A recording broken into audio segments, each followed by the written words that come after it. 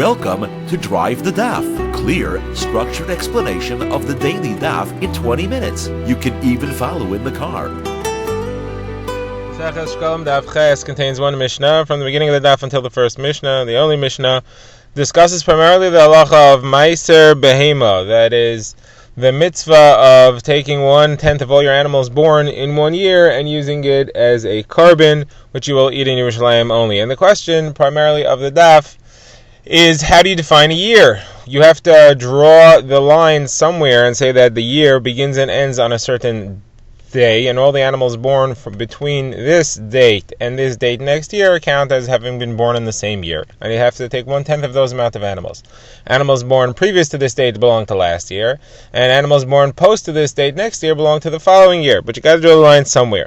So where exactly is that line? So the Gemara will define it, and the Gemara will have a 3 machlokas on the subject.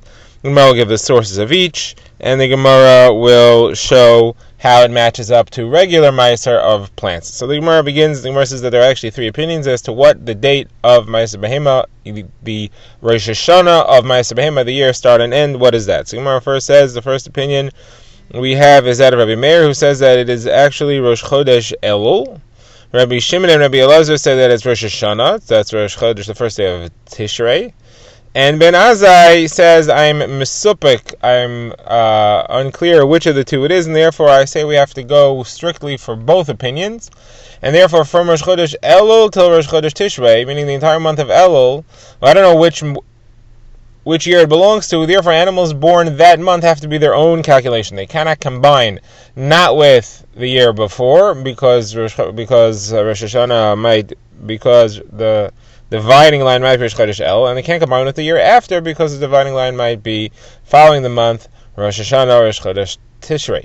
So therefore, I don't know which one we're supposed to fit into, and you have to count as 3 separate years. The month of El counts as its own year. The animals born then can't combine with any other month at all. Okay, the Gemara explains what is the machlokes based on. Rabbi Meir says it really goes by when the animal becomes pregnant. The gestation period, the length of the pregnancy of the sheep and the goats is 5 months. Therefore, any animal born before Rosh Chodesh Elul was already in his mother's womb from the month of Adar. Any animal born after Rosh Chodesh Elul was born after Rosh Chodesh Nisan. So the dividing line is really Rosh Chodesh Nisan, and it's really pregnancy.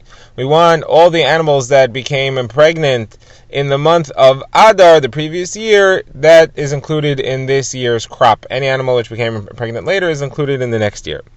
Now, that's the opinion of Rabbi Meir. Rabbi Shimon and Rabbi Elazar say no, it's Rosh Chodesh Tishrei, meaning Rosh Hashanah, because they are holding that we go by the year. We go by the year that they are born. The ones born before Tishrei, that's when they belong to this year. The ones born after Rosh Chodesh Tishrei, Rosh Hashanah, that they are part of next year. It doesn't go by when they became pregnant. We also bring a pasuk to support them, and it is from the pasuk in Tehillim that says, "Love shukar matzayin." The sheep put on pillows.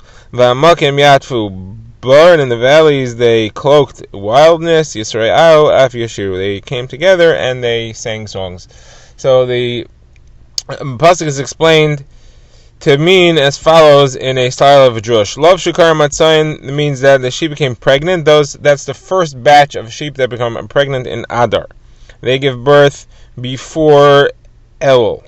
V'hamakam yatfu bar, that's understood to mean the later batch of sheep, the ones that become pregnant during Nisan, they give birth during Elul. The two groups together, yatfu Yisrael, they'll become friends, meaning they can be used together for Meiser.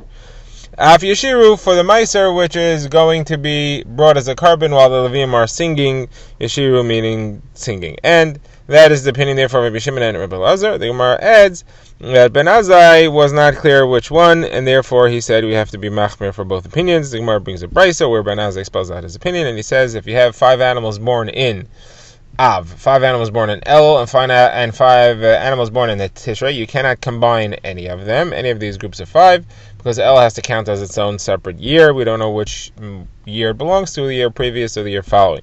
If, however, you have 5 animals born in Tishrei and 5 animals born 11 months later in Av, those combine because they're part of 1 year. Chiddush there is that even though you're supposed to take Meiser in the 15 days before Pesach, Shavuos, or Sukkot, it's not a problem if you didn't, and you can still combine it to 1 year's crop. Now, the Gemara has an interesting observation here. The Gemara says that Ben Azai,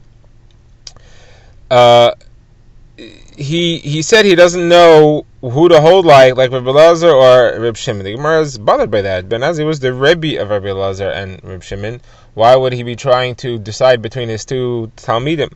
So the Gemara answers that this is an earlier machlokes. Rabbi Elazar and Reb Shimon is not the source of this machlokes. It goes back earlier. It's really a machlokes between Rabbi Akiva and Rabbi Shmuel. And those were Ben Azai's Rebbeim. So the Gemara says they must have not been his actual Rebbeim. Rabbi Akiva was what we call a Talmud Chaver. He had learned some things from Rabbi Akiva, but other than that, he was a peer. He was an equal. And it has to be because he said he cannot decide between the two. If Rabbi Akiva was his Rebbe, he would know exactly that he's going like Rabbi Akiva. Also, he wouldn't use a language like some say this and some say that, and I don't know who to hold. Like he would say, my Rebbe says this, and somebody else says that, maybe, but he wouldn't say some say this and some say that. The Gemara says there's another source for this idea that Ben Azai was somewhat of an equal to Rabbi Akiva, and that's that there's a machlokes between Rabbi Akiva and other Tanaim whether there's a machlokes Beis Hillel and Beis Shammai on a certain subject. Rabbi Akiva says there is a machlokes, and Ben Azai said to him, he said, we have enough trouble, we're upset enough about all the machlokim that we know. You're coming to make more machlokim between Beis Hillel and Beis Shammai? Why would you do that? Now, referring to him as you, and in such a disrespectful tone, perhaps, would not be something one would do to his Rebbe. It would be more of a language you would hear from someone speaking to his equal, and that again proves that Ben Azai was not a Talmud of Rabbi Akiva as much as an equal who had learned some things from him. Okay, now the Gemara goes into how you line up the times of Meiser Behema with the times of Meiser of growing things. Now, the Gemara begins by quoting a Mishnah, which is very similar to what we've seen so far, and says that it goes by birth. When was the animal born? If it's born before the Rosh Hashanah, whichever Rosh Hashanah it is, going to whatever opinion, so then it's from the year previous. If it was born after Rosh Hashanah, it's born from the year after. Now, in plants, there's also a Rosh Hashanah for Meiser, the same concept, but that Rosh Hashanah is not any of these. That Rosh Hashanah is Tu B'Shvat, the 15th of the month of Shvat, at least according to Beis Hillel. And which stage of plant development has to be before Rosh Hashanah to be considered from the previous year? So there are two opinions there. One is Chanata, when the plant blossoms, and the other is when the plant has grown a third, when the fruits have grown to a third of their full expected size. That is when they are edible, that is when they are usable in the most elementary way. So Gemara says, now it's interesting that we're discussing when the animal is born, because the animal's birth is neither of these. The flowering of the plant is before there's anything there. That's not equivalent to birth of an animal. That's equivalent to when an animal becomes pregnant. The usability of the fruit, that's when it has grown a third. That's also not equivalent to the animal's birth. That's equivalent to when the animal is 8 days old. Until it's 8 days old, you cannot bring a carbon. It's got to be 8 days old before it's viable to be used for anything. So therefore, it comes out that when we're defining the animal, we're not going like plants according to any opinion. We're not going by the flowering of the plant, which would be the pregnancy of the animal. We're not going by the usability of the plant, which would be a third growth, which would be when the animal's 8 days old. We're going in the middle. We're going when it's born. So Gemara says not necessarily. It could be that we're going by the usability of the plant. But this opinion that you are discussing here is Rabbi Shimon. And Rabbi Shimon holds that a animal is usable. You can actually take meiser from it from the time that it's born. You don't have to wait until it's usable. It's already, you could actually do the meiser behema step. You could separate meiser from birth. And therefore it's considered usable from a birth. Even though you can't actually bring this a carbon from birth, you could. So Gemara says that doesn't make sense, because that works according to Rabbi Shimon. But Ben Azai has the same Rosh Hashanah calculation. He also uses Rosh Hashanah of Tishrei as one of the dates that he's not sure which one it is. He doesn't say that it's got to be 8 days before Rosh Hashanah. He doesn't say that it should be born on the 22nd of Elul. This is, it should be born by Rosh Hashanah. That's the date that he is considering. So you see, he also doesn't use the birth as a significant day. He also, uses birth as the significant day, he doesn't use when it's 8 days old. And Ben Azai doesn't hold like Rav Shimon. You're not going to squeeze him into Rav Shimon's opinion that he also holds you can take Meiser already from when the animal is born. He obviously holds he can only take, he most logically holds like the Chachamim, can only take Meiser from when the animal is 8 days old. So your answer doesn't work. So what do you have to say? So the Gemara says you have to say that your assumption is incorrect. It's got to be that when the animal is ready to take Meiser, and when it's considered to be part of this year, is not the same time. You can only take Meiser from an animal when it's 8 days old, but it's considered part of this year if it's born. That goes by when it's born, not by when it's 8 days old. So what happens when an animal is born within 8 days of Rosh Hashanah? It's born, let's say, 5 days before Rosh Hashanah. So you can't take Meiser from it yet, but it is considered born this year. So you have to wait until after Rosh Hashanah, until it's 8 days old. You can take Meiser from it then, but it's still part of the previous year, and therefore you have to have it together with 10 animals that were born in the previous year. You do not say that it's part of the next year and it can be put in a flock of 10 that were born after Rosh Hashanah. Again, you have to wait. So the time when it's eligible for taking Meiser is not the same as how you define the year that it counts from. It counts from 1 year and it's eligible not until the 8 days pass, even if you're ready in the next year. Says the Gemara, interestingly, the same halacha could apply to a Bukhar. The halacha is that a Bukhar has 1 year. Up to 1 year it has to be taken. And when do you count that 1 year? Is it 1 year from when it's viable, from when it's 8 days old, or is it 1 year from when it's born? So you see that you count it from when it's born, even though its viability is not till 8 days old. That's what we see from Meiser Behema. Just like by Meiser Behema, we count it from its birth, even though you can't actually use it until it's 8 days old. You would say the same thing for a Bukhar. Versus you actually have another source for that halacha, and that's the pasuk discussing Bukhar that says, Kala Bukhar sheyivaled you should sanctify it to Hashem. The Gemara asks me, you should sanctify it. Bukhar has Kedusha automatically. It doesn't need you to sanctify it. What we mean to say is that you should start counting its Kedusha from when it's born, even before it's ready to be brought as a carbon. This takes us to the Mishnah. The Mishnah describes how the withdrawals from the collections of Machzis HaShekel occurred. As we have seen, there were 3 big boxes in the Beis HaMikdash. Each box held 9 sa. People came and they put their shekalim into there. And there were 3 withdrawals that were made during 3 times of the year, as we have seen, 15 days before Pesach, Shavuos, and Sukkot. And the withdrawals were put into boxes that held 3 sa. So they came with 3 boxes that held 3 sa, and they withdrew 1 from the first big box, 1 from the second big box, 1 from the third big box. Doing this 3 times, you ended up emptying all the money in the 3 big boxes, which each held 9 sa. Now the Gemara says the boxes, the small ones, were marked with the Aleph Beis Gimel, or according to Rabbi Shmuel, with Greek letters Alpha, Beta, Gamma, in order to know which box was used first, and the karbonos were purchased from those boxes in order. You have to use up the first box before the second box, and so to the third box. Now the Mishnah continues and says we want to be very careful that no one should suspect the people who emptied the boxes of stealing.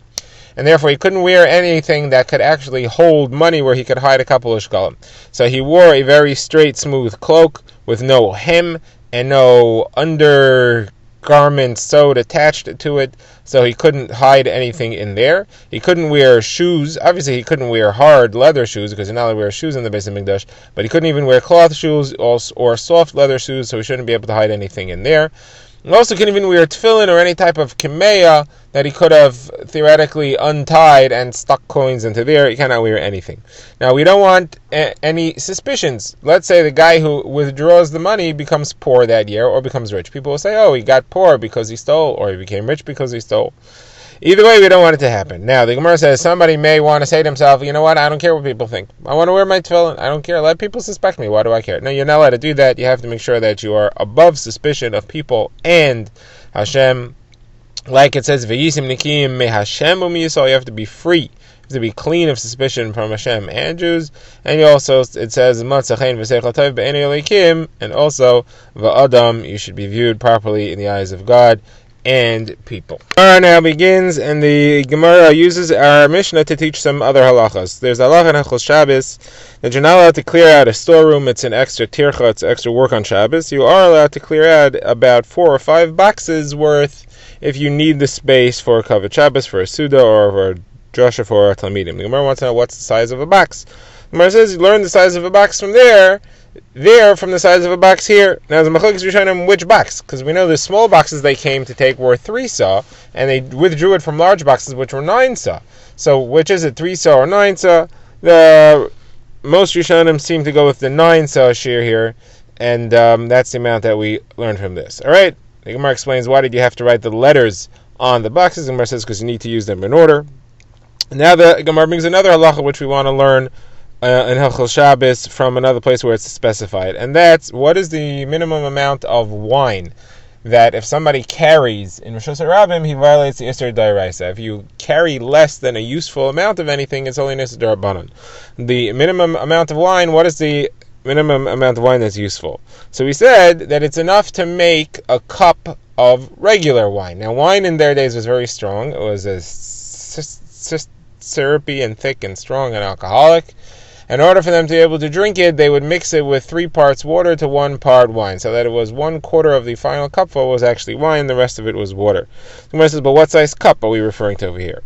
So the Gemara says, we're going to learn it from the halachos of the Arba Kosos on Pesach, which we say that the 4 cups of wine together all have to be a revius of actual wine, unwatered down wine, which means that each cup itself is a 1/4 revius.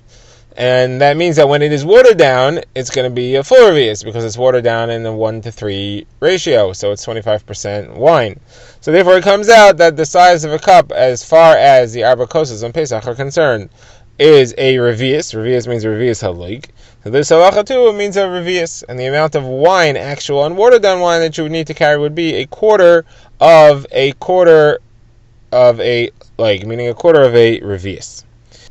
The Gemara now says actually the size for how much you have to carry to violate the Isser is actually a machlokes tanaim.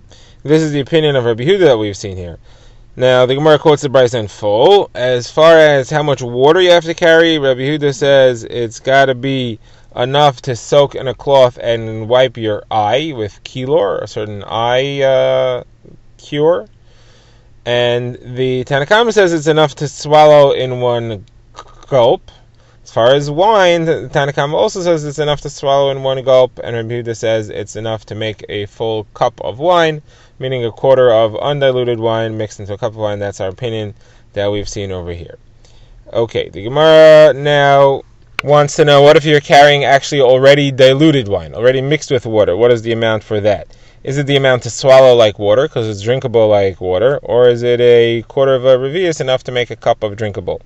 So the Gemara says, yeah, it's a 1/4 of a cup. We can see it from the opinion of Rabbi Yehuda in the Brisa, who says that the shear of wine is enough to make a drinkable cup, and therefore it's the same amount here. The shear of wine that is already drinkable would be, the drinkable cup would be a full cup of wine. That is the minimum amount which is considered to be significant. That's why we came up with that shear for the undiluted wine, so that's the shear we're going to use for the diluted wine as well. Now the Gemara just defines what is this shear. The Gemara says it is a tetarton and a 1/4. That's a common liquid measure that they had at the time that adds up to a revius. The Gemara now goes into the halachos of the 4 cups of wine which you drink at the Pesach Seder, the Arba Kosos, and the Gemara brings a number of halachos and shailas about them, not related to Shekalim at all. So the Gemara says, first of all, are you allowed to drink the cups one after another, or do you have to stop between them?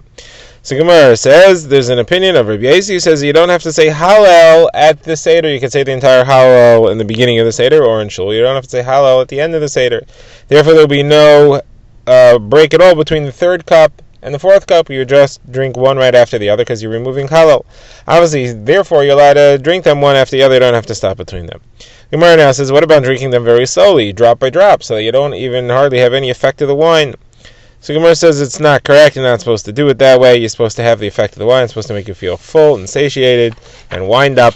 You should not drink it in a way that you're not going to taste the wine at all. Then Gemara says that you're allowed to use Shemitah wine. Shemitah wine is lower quality wine because nobody worked in the fields. The Gemara says, yes, you're allowed to use Shemitah wine. The Gemara says, you're allowed to use Konditin. Konditin is a Sangaria kind of mixture. It's wine mixed with honey and spices and pepper, and it's cooked with besamim. You're allowed to use that. So Gemara quotes Bar Kapara that you are allowed to use it, and you are yaitza. The question was, is it kosher to use it for nesachim on the mizbeach? The Gemara had thought that anything which you could use on the mizbeach is the only type of wine that you're allowed to use for the 4 cups. The Gemara says that you are allowed to use it on the mizbeach, and therefore you are allowed to use it for the 4 cups of wine. Now the Gemara says, what about watered down wine, diluted wine? Are you allowed to use that or not? The Gemara seems to be assuming you're supposed to use undiluted wine, very strong undiluted wine. The Gemara wants to know, are you allowed to use watered down wine or not? The Gemara says, yes, you're allowed to, as long as it still has the taste and the look of wine. Now some Rishonim understand that the Gemara is asking, are you allowed to water it down more than it's supposed to be watered down? And the Gemara is answering that, yes, you are, as long as it still has the taste and the flavor and the look of wine. Okay, now the Gemara says, what color wine should you use? You're supposed to use red wine, which is the highest quality wine, like we see in the pasuk in Mishlei, Atera yain ki yis adam kitin makais eina yishalach misharm. People shouldn't be too into red wine, but obviously you see from there that red wine is the higher quality wine, and therefore that's what you should use for the Pesach Seder. Now the Gemara says, what about cooked wine? Are you allowed to use cooked wine or not? So Gemara says cooked wine has the same halacha as spiced wine, and you should not use it on the mizbeach. Question is, could you use it for the 4 cups or not? Gemara brings Rabbi Yehuda, who says you are allowed to. The psul of the cooked wine for the mizbeach has nothing to do with the wine's quality. The wine's quality is fine, even if it's cooked, and therefore you're allowed to use it for the 4 cups of wine. The Gemara quotes that Rabbi Yehuda used to do this. Rabbi Yehuda was very sensitive to wine. He would get a headache from Pesach all the way to Sukkot from drinking too much wine. So therefore he cooked the wine in order to lessen the alcohol content. The Gemara brings a related incident. The Gemara says Rabbi Yehuda was once walking and he was spotted by a Roman royal woman, and she saw that his face was shining. So she said, "Hey, old man, you are really happy today. It must be that you one of 3 things. Either you drank a lot of wine, or you lend money with interest. You're a money lender and you make a lot of profit, and that's why you're happy. Or you are a pig farmer, and that's why you are so happy, because pigs give birth to a lot of little pigs at once, and you must have had a big litter, and that's why you're happy." So Rebbeinu said he cursed her that she should die. He said, "I don't have any of those things. Wine is bad for me. I can't drink wine. And it's also for me to lend with ribbis, and it's also for a Jew to raise pigs. So I'm not any of these things. The reason why I'm happy is because I learned the Torah and I remember my Torah. Like it says, Chachmas Adam Toyer Panav. The wisdom of a person will lighten his face." A related story, the Gemara says that Rabbi Avo came to the city of Tveria, and the Talmidim of Rabbi Yochanan, who lived in Tveria, saw that his face was shining.